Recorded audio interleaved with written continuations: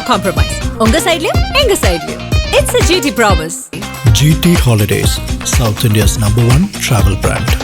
உச்சத்தை தொட்ட தங்க விலை மீட்க முடியாத அடகு நகையை விற்பதற்கு இதுவே சரியான நேரம். இனியும் யோசிக்காதீங்க. உங்க தங்க நகைய அதிக விலைக்கு விற்க சிறந்த வழி பிரைம் கோல்ட் ஹப் 9840551787. தேசிய ஜனநாயக கூட்டணி பெரும்பான்மையா ஆட்சி இடங்களை பிடித்து அண்ணன் இபிஎஸ் அவர்கள் கவர்னர் மாளிகையிலே போய் எடப்பாடி பழனிசாமி என்னும் நான் அப்படிங்கிற பதவியேற்கக்கூடிய நாள் வரும். ஆனால் நாங்கள் இருவரும் இன்னொரு ஆட்டம் ஆடப் போகிறோம்.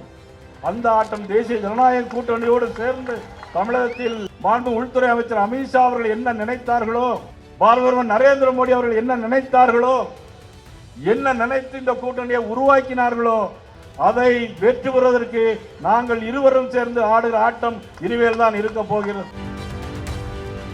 நம்ம முதலமைச்சர் அவருடைய பிரதர் பினராயி விஜயன் இங்க என்ன தெரியுமா அனுப்பி விடுறாரு, இங்க வந்து எல்லா கழிவு பொருட்களையும் இங்க அனுப்பி விடுறாங்க. ஆஸ்பத்திரி வேஸ்ட், கெமிக்கல் வேஸ்ட் வரது பூரா இங்கிருந்து அனுப்பது பூரா கனிம வளங்களும் பால் காய்கறிகள் அனைத்தும் கேரளாவுக்கு போகிறது. எல்லாம் யாருடைய ஏற்பாடு? எல்லாம் திமுகவினர் ஏற்பாடு. தமிழர்கள் இழுத்தவர்களா? மதிப்புக்குரிய ஸ்டாலின் அவர்கள் கேட்கிறார்கள், என்ன செய்தார் என்ன செய்தார்? அண்ணன் இபிஎஸ் அவர்கள் முதலமைச்சராக இருக்கும்போது 11 மருத்துவக் கல்லூரிகளை பெற்று தந்தவர் அண்ணன் இபிஎஸ் அவர்கள். 11 மருத்துவக் கல்லூரி கொடுத்து மகிழ்ந்தவர் பாரத பிரதமர் நரேந்திர மோடி அவர்கள். யாருக்காக? தமிழ் மக்களுக்காக. இதுவரையில் ஒரு மருத்துவக் கல்லூரி கொண்டு வந்திருக்கிறீர்களா? அற்புதமான இயக்கம், ஊழலற்ற கட்சி, ஊழலற்ற ஆட்சி.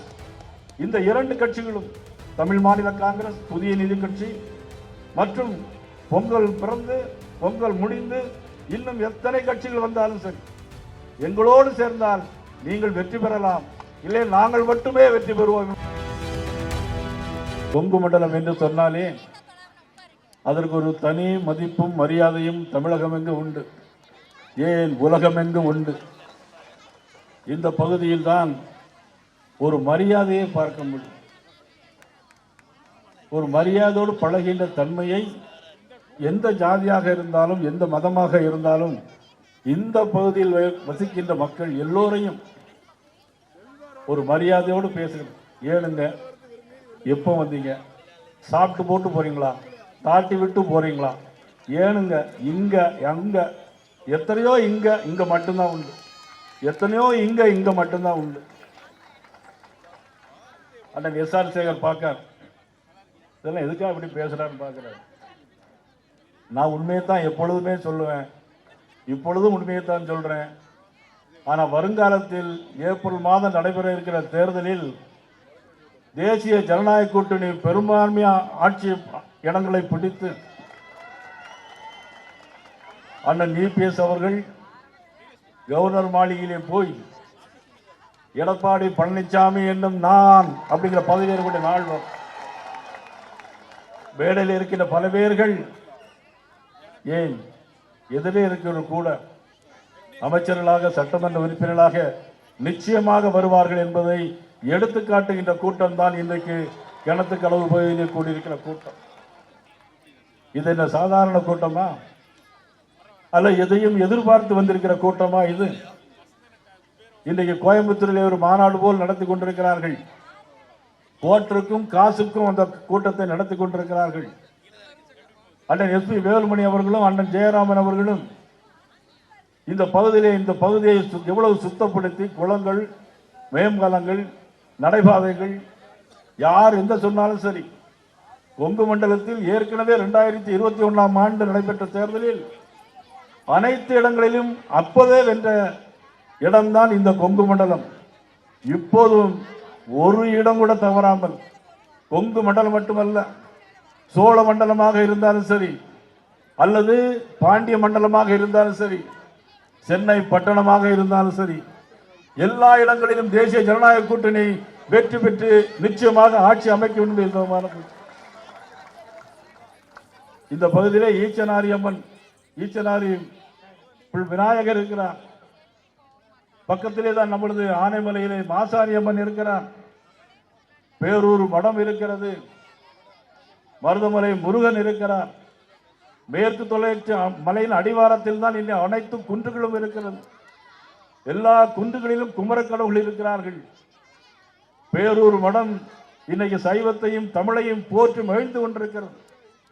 எப்படி பாரத பிரதமர் நரேந்திர மோடி அவர்கள் நேற்று கூட அவருடைய காசி சங்கமம் பேச்சை முடிக்கும் போது சொல்லியிருக்கிறார், உத்தரப்பிரதேச மாநிலத்தில் லக்னோவில் நிறைய பள்ளிக்கூடங்களில் இன்றைக்கு தமிழை கற்றுக் கொடுப்பதற்கு உத்தரவு பிறப்பித்திருக்கிறார்கள் உத்தரப்பிரதேச மாநிலத்தில். ஆனால் இங்கே இருக்கிற முதலமைச்சர் தமிழ் தமிழ் என்று சொல்லி தமிழை வைத்து இன்றைக்கு பிழைத்துக் கொண்டிருக்கின்ற ஒரு சூழ்நிலை இன்றைக்கு அவர்களுக்கு ஏற்பட்டிருக்கிறது. அவர்களுக்கு இருக்கிற நோக்கம் எல்லாம் தன்னுடைய மகன் ஸ்டாலின் உதயநிதி ஸ்டாலின் அவர்களை முதலமைச்சராக்க வேண்டும் என்பதற்காகவே இன்றைக்கு கூட்டணியை இறுக்கி பிடித்துக் கொண்டிருக்கிறார்கள். கொங்கு மண்டலத்தில் இந்த நிகழ்வு நடையில் போது ஆயிரக்கணக்கான பெண்கள், தாய்மார்கள், குழந்தைகள் அழகான ஆட்டம், வள்ளி கும்மி ஆட்டம், ராஜ கணபதி வள்ளி கும்மி ஆட்டம் எவ்வளவு கண்கொள்ளா காட்சியாக இருந்தது. பார்ப்பதற்கே கண் 1000 வேண்டும் போல் இருக்கிறது. ஒரு கண் இருந்தால் போறாது, 1000 கண் கொண்டு பார்த்தால் கூட அத்தனை அழகு இந்த பகுதி மக்கள். என்னுடைய அன்பு சகோதரர் அண்ணாமலை அவர்கள் வரும்போது சொன்னார்கள், அண்ணா இந்த ஆட்டத்தில் பல சூட்சுமை இருக்கிறது. அவர்கள் வலது பக்கம் நெளிந்து ஆடும்போதும் இடது பக்கம் எழுந்து ஆடும்போதும் பெண்களுக்கு அதிலே கர்ப்பப்பை பலமாக இருக்கும். அது மட்டுமல்ல, அவருடைய முதுகுதண்டு பலமாக இருக்கும். பெண்கள் குழந்தைகள் பேறுகாலத்தின் போது அது பெரிய உதவியா இருக்கும். அது மட்டுமல்ல, பாரம்பரிய நடனம் சங்க காலத்தில் நாம் படித்திருக்கிறோம். குரத்தி பாட்டு, பள்ளு பாட்டு என்றெல்லாம் படித்திருக்கிறோம். ஆனால் இந்த ராஜகணபதி ஆட்டம் இருக்கிறது, இங்க பார்த்த உடனே எனக்கும் ஆடணும் போல தோணியது. ஒரு இடம் ஆடினேன், நானும் அண்ணாமலை அவர்களும் ஆடினோம். ஆனால் நாங்கள் இருவரும் இன்னொரு ஆட்டம் ஆட போகிறோம்.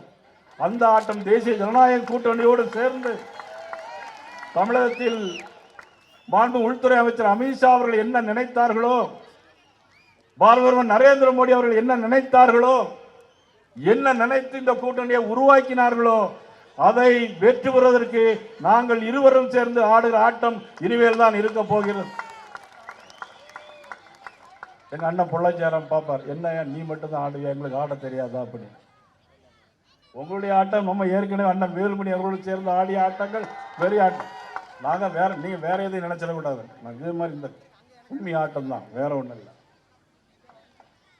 அத்துணை அளவிற்கு இன்னைக்கு தேசிய ஜனநாயக கூட்டணி வெற்றி பெற்று ஆட்சி அமைத்து வெள்ளி விழா கூட்டம், வெற்றி விழா கூட்டமோ என்று நினைக்கின்ற அளவிற்கு இந்த கிணத்துக்கடவு பகுதியில் நடந்திருக்கிறது. வேளாண் துறை அமைச்சராக இருந்தவர் கிணத்துக்கடவு தாமோதரன் அவர்கள். ஆனால் கடவு கிணத்து கடவு என்று சொன்னால் அது பாதை என்று பொருள், பாஸ் பண்றது என்று பொருள். பாலக்காட்டு கணவாய் வழியாக காத்து வீசுகின்ற காரணத்தினால் இந்த கிணறுகள் அதிகமாக இருக்கிறது. ஆனால் மேற்கு தொடர்ச்சி மலை அடிவாரத்தில் அதிகமாக மழை பெய்வதற்கு காரணம் இந்த பாலக்காட்டு கணவாய் வழியாக வருகிற அந்த காற்று தான் தென்மேற்கு பருவக்காற்றுக்கு ஆதாரமாக இருக்கிறது. இது ஒரு வரலாற்று சிறப்புமிக்க இடம் இந்த கிணத்துக்கடவு. இந்த கிணத்துக்கடவில் இருந்தால் இன்றைக்கு வெற்றியை நாங்கள் தொடங்க போகிறோம். இன்றைக்கு தமிழன் தலைநிமிர 52வது பயணமாக இன்றைக்கு நடைபெறுகிறது. நேற்று நானும் மதிப்புக்குரிய அண்ணாமலை அவர்களும் ஊட்டியிலே பேசினோம். ஆயிரக்கணக்கானவர்கள் பெண்களும் ஆண்களும் வந்து குவிந்தார்கள். என்ன காரணம்? இந்த ஆட்சி மீது உள்ள வெறுப்பு. வாயால வடை சுடுவார் நம்ம முதலமைச்சர், வாயாலே வடை சுடுவார். எவ்வளவு பொய் பார்த்தீங்களா, எவ்வளவு பித்தலாட்டம். 5 வருஷம் ஆச்சு. கோயம்புத்தூர்ல ஒரு சிலிண்டர் வெடிச்சு, கார்ல குண்டு வெடிச்சது. அதுக்கு பிறகு அது சிலிண்டர் வெடி பண்ணி டிஜிபி, அன்னைக்கு இருந்த டிஜிபி உடனே பேட்டி கொடுத்தார். நமது அண்ணாமலை அவர்கள் உடனடியாக அன்னைக்கு ட்விட்டர்ல போட்டு உடனடியாக சிலிண்டர் வெடித்தது, சிலிண்டர் வெடிப்பு அல்ல குண்டு வெடித்ததுன்னு சொன்னதுக்கு போராட்டம் நடத்தின பிறகு அது ஒரு நடவடிக்கை இல்லை. வெள்ளலூர் குப்பை கால்வாய், வெள்ளலூர்ல குப்பை, நம்ம வசந்தராஜனும் சந்திரசேகரும் நடத்தாத போராட்டங்களே கிடையாது. எங்கேயாவது அது விடிவு காலம் உண்டுமா? விடியாத அரசு, ஆனா விடிவே இல்லை. மக்களுக்கு விடிவில்லை, அவருடைய குடும்பத்திற்கு மட்டும் எல்லாமே விடிந்து கொண்டிருக்கிறது என்பதுதான் இந்த ஆட்சியினுடைய கோளாறாக இருக்கிறது. 1998ஆம் ஆண்டு 98ஆம் ஆண்டு பிப்ரவரி மாதம் கோவையிலே குண்டு வெடிப்பு நடந்தது. இறந்தது எத்தனை பேர், எத்தனை உயிர்கள் பாதுகாப்பு பலியானது. அன்றைக்கு மட்டும் பொள்ளாச்சி மகாலிங்கம் ஒரு வார்த்தை சொல்லவில்லை என்று சொன்னால் இதை கோயம்புத்தூர் இருக்கார், சுடுகாடாக மாறி இருக்கும். அந்த அளவிற்கு இங்கே அக்கிரமங்கள் தொடர்ந்து இன்னைக்கு ஆக்கிரமிப்புகள். இந்த வீடியோல பார்த்தீங்க, ஜெயில இருந்த ஒருவருக்கு குற்றவாளிக்கு 200 போலீஸ் பாதுகாப்பு. ஆனால் நல்லவர்களுக்கு போலீஸ் பாதுகாப்பு கிடையாது. அவ்வளவு மோசமான ஆட்சி. தமிழ் தமிழ் தமிழ். நான் ஏற்கனவே சொன்னேன், உத்தரப்பிரதேச மாநிலத்தில் மோடி அவர்கள் இன்னைக்கு தமிழ் பள்ளிக்கூடங்களை திறப்பதற்கு உத்தரவிட்டிருக்கிறார்கள். அது மட்டுமல்ல, காசி தமிழ் சங்கம் நாளைக்கு 30ஆம் தேதி ராமேஸ்வரத்தில் தமிழ் சங்கத்தை நடத்துவது இந்திய குடியரசு துணைத் தலைவர் மதிப்புக்குரிய சிபி ராதாகிருஷ்ணன் அவர்கள். யார் இந்த ராதாகிருஷ்ணன் அவர்கள்? நம்முடைய உறவினர், நம்முடைய குடும்பத்தை சேர்ந்தவர். அவரை இந்த மண்ணிலிருந்து ஆளுநராக, மேத இந்திய குடியரசு துணைத் தலைவராக உயர்த்தி காட்டிய மாபெரும் தலைவர் நரேந்திர மோடி அவர் என்று சொன்னால் மிகையாக. நீங்கள் எல்லாம் பொய்ய சொல்லியே ஆட்சிக்கு வந்தவர்கள். கோயப்பல் தத்துவத்தை கடைபிடிக்கிற ஒரே ஆள் திமுகவினர். ஆனைமலை நல்லாறு திட்டம் கொண்டு வருவோம் என்று சொன்னீர்கள். 30-40 ஆண்டுகளாக உள்ள பிரச்சனை தீர்த்து வைக்கப்பட்டிருக்கிறதா? ஒன்றும் இல்லை. இங்கிருந்து கனிம வளங்களை எல்லாம் கொள்ளையடித்து பாலக்காட்டு கணவாய் வழியாக, செங்கோட்டை வழியாக, களியக்காய்வளை வழியாக எல்லாம் இங்கிருந்து போகிறது. ஆனால் அங்கிருந்து என்ன தெரியுமா வருகிறது? நம்ம முதலமைச்சர் அவருடைய பிரதர் பினராயி விஜயன். இப்ப இந்த வீடியோல பாத்தீங்களா, இந்த வெகுமானப்பட்ட பினராயி விஜயன் அவர்களுக்கும் இங்குள்ள மலையாளிகளுக்கும் ஓணம் அம்சங்கள் இப்படி சொல்லி அவருடைய சகோதரராக கூட பினராயி விஜயன் இங்க என்ன தெரியுமா அனுப்பி விடுறாரு? இங்க வந்து எல்லா கழிவு பொருட்களையும் இங்க அனுப்பி விடுறாங்க.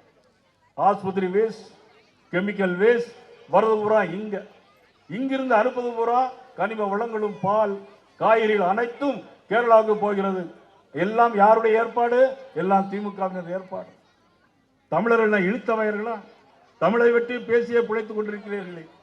இதற்கெல்லாம் ஒரு முடிவுகாரம் வர வேண்டும் என்றுதான் நாங்கள் இந்த தேசிய ஜனநாயக கூட்டணி இன்றைக்கு உருவாக்கப்பட்டிருக்கிறது.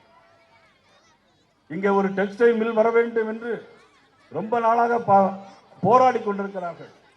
பாரதியார் பல்கலைக்கழகத்திற்கு இடம் கொடுக்கப்பட்டு இதுவரையிலும் அவர்களுக்கு நிலம் கொடுக்கப்படவில்லை, நிலத்திற்கு பணம் கொடுக்கப்படவில்லை. 400 கோடி ரூபாய் பல்கலைக்கழகங்களில் இடம் கொடுத்தவர்களுக்கு கொடுக்கப்படவில்லை. ஏன்? பல்கலைக்கழகங்களில் இன்று 6 மாதமாக சம்பளங்கள் கூட எதுவும் இன்னைக்கு இதுவரையிலும் வழங்கவில்லை. இப்படி ஒரு மோசமான ஆட்சி இன்னைக்கு நாட்டில் நடைபெற்றுக் கொண்டிருக்கிறது. அது மட்டுமல்ல, தமிழ்நாட்டிற்கு என்ன செய்தார்கள் என்று கேட்கிறார். 14 லட்சம் கோடி தமிழ்நாட்டுக்கு தந்திருக்கிறது. விமான நிலையங்கள், வந்தே பாரத் ரயில்கள், 4 வழி சாலைகள் அனைத்தும் தந்தது பாரத நரேந்திர மோடி அவர்கள். மதிப்புக்குரிய ஸ்டாலின் அவர்கள் கேட்கிறார்கள், என்ன செய்தார்? அண்ணன் இபிஎஸ் அவர்கள் முதலமைச்சராக இருக்கும்போது 11 மருத்துவக் கல்லூரிகளை பெற்று தந்தவர் அண்ணன் இபிஎஸ் அவர்கள். 11 மருத்துவக் கல்லூரி கொடுத்து மகிழ்ந்தவர் பாரத நரேந்திர மோடி அவர்கள். யாருக்காக? தமிழ் மக்களுக்காக. இதுவரையில் ஒரு மருத்துவக் கல்லூரி கொண்டு வந்திருக்கிறீர்களா? ஒரு ஆரம்ப சுகாதார நிலையம் இதுவரையிலும் கொண்டு வந்திருக்கிறீர்களா? எதையும் கொண்டு வரவில்லை. ஆனால் எல்லாம் பேச்சிலே போய் கொண்டிருக்கிறது. இறுதியாக திருப்பரங்குன்றத்திற்கு வந்திருக்கிறார்கள். நீதிபதி தீர்ப்பு வழங்குகிறார். திருப்பரங்குன்ற மலையில் தீபத்தூணில் தீபம் ஏற்றலாம், ஒரு போலீஸ் கன்ஸ் உள்பட 10 பேர் போகலாம் என்று தீர்ப்பு வழங்கினார். அன்றைக்கே அனுப்பியிருந்தால் ஒரு பிரச்சனை வந்திருக்கார். தமிழ்நாடு முழுவதும் இன்னைக்கு அங்கே திருப்பரங்குன்றத்தை நோக்கி இருக்கிறது. இனி வருகிற பௌர்ணமி தினங்களில் எல்லாம் அங்கே கிரிவலம் நடக்கப் போகிறார்கள். அங்க உள்ள தாய்மார்கள் இன்று அங்கே விளக்கு ஏற்றிக் கொண்டிருக்கிறார்கள். ஆனால் இறந்து போனது ஒரு உயிர், பூரணச்சந்திரன். ஒரு அமாவாசை தினத்தில் பூரணச்சந்திரன் மறைந்து விட்டான். திருவண்ணாமலையில் தீபம் ஏற்ற முடிகிறது. திருப்பரங்குன்றத்தில் தீபம் ஏற்ற முடியவில்லை என்று வருத்தப்பட்டு மனம் உழன்று 3 நாட்கள் வீட்டிலே இருந்து தன்னுடைய தேக்கு மர உடலை எண்ணெய் விட்டு கொளுத்தி, அதுவும் திருப்பரங்குன்றத்தில் போனால் புனிதம் கெட்டுவிடுமே என்று பார்த்து அவர்கள் பெரியார் சிலைக்கு முன்னாலே போய், கடவுள் மறுப்புக்குள்ளே பெரியார் சிலைக்கு முன்னாலே போய் தன்னுடைய உடலை எழுத்தி மாய்த்துக் கொண்டார். இது போன்ற சம்பவங்கள் தமிழகத்தில் நடக்கக்கூடாது. அதற்காக இந்த ஆட்சி தொடரக்கூடாது. இந்த கூட்டணியை உருவாக்கிய இருவரும் தலைவர்கள், இந்த பாரதிய ஜனதா கட்சி 1980ஆம் ஆண்டு ஜனசங்கத்தால் உருவாக்கப்பட்ட கட்சி. இன்றைக்கு பிரதமர் நரேந்திர மோடி அவர்கள் தலைமையிலே ஒரு அமைச்சர் மீது ஊழல் குற்றச்சாட்டு சொல்ல முடியாது. ஆனால் இன்றைக்கு திமுக அமைச்சர்கள் 17 பேர் மீது ஊழல் குற்றச்சாட்டு இருக்கிறது. இடி வழக்கு இருக்கிறது, வருமானத்துறை வரி வழக்கு இருக்கிறது. யாரும் தப்பிக்க முடியாது. அதே மாதிரி அனைத்து இந்திய அண்ணா திராவிட முன்னேற்ற கழகம் புரட்சித் தலைவர் எம்ஜிஆர் உருவாக்கிய அற்புதமான இயக்கம். வாழ்ந்தவர் கோடி, மறைந்தவர் கோடி, மக்கள் மனதில் வாழ்கின்ற மாபெரும் தலைவர் உருவாக்கிய அற்புதமான இயக்கம். ஊழலற்ற கட்சி, ஊழலற்ற ஆட்சி. இந்த 2 கட்சிகளும் தமிழ் மாநில காங்கிரஸ், புதிய நீதி கட்சி மற்றும் பொங்கல் பிறந்து பொங்கல் முடிந்து இன்னும் எத்தனை கட்சிகள் வந்தாலும் சரி, எங்களோடு சேர்ந்தால் நீங்கள் வெற்றி பெறலாம், இல்லை நாங்கள் மட்டுமே வெற்றி பெறுவோம் என்பதை நேரத்தில் சொல்லி மாநாடு போல் நடத்தி நமது தாய்மார்களையும் குழந்தைகளையும் இந்த இந்த குரத்தி ஆட்டத்தில் ஆடச் சொல்லி, ராஜகணபதி ஆட்டத்தில் ஆடச் சொல்லி எங்களை எல்லாம் இவ்வளவு பெருமை சேர்த்த தம்பி வசந்தராஜன் அவர்களுக்கும் சந்திரசேகரன் அவர்களுக்கும் வருகின்ற சிறப்பித்துக்கும் அண்ணா திராவிட முன்னேற்ற கழகத்தினுடைய தலைவர்கள் அனைவருக்கும், வருகின்ற நமது அனைத்து கூட்டணி கட்சியுடைய தோழமை கட்சியினுடைய பொறுப்பாளர்கள், மண்டல தலைவர்கள், ஒன்றிய தலைவர்கள், ஒன்றிய செயலாளர்கள் அனைவருக்கும் மனமார்ந்த நெஞ்சார்ந்த நன்றியை தெரிவித்து மீண்டும் சந்திப்போம். நன்றி, வணக்கம்.